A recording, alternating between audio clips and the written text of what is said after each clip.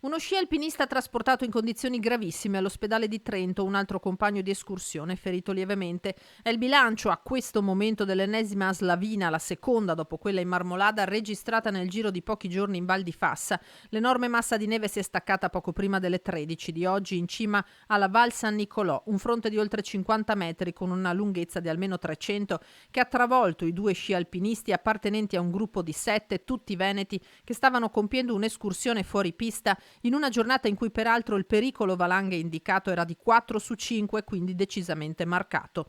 Uno è stato sepolto parzialmente dalla neve ed è riuscito a liberarsi, l'altro è rimasto completamente sotto. I compagni hanno subito iniziato a cercarlo mentre veniva allertato il 112. La centrale unica di Trentino Emergenza ha chiesto l'intervento dell'elicottero mentre una squadra di operatori della stazione Centro Fassa si portava sul posto con la motoslitta e a piedi. La fitta nebbia ha costretto l'elisoccorso ad atterrare a Predazzo. Da lì tecnico, unità cinofila, equip medica e vigili del fuoco sono stati trasportati in quota con motoslitte e quad. Le ricerche in valanga sono subito iniziate con unità cinofile e sonde. L'uomo, le cui generalità non sono ancora note, era privo di dispositivo di localizzazione ed è stato individuato intorno alle 14:20 sotto la neve. Rianimato sul posto, è stato trasferito a valle via terra e quindi caricato prima in ambulanza e poi sull'elicottero per essere ricoverato in rianimazione all'ospedale Santa Chiara di Trento.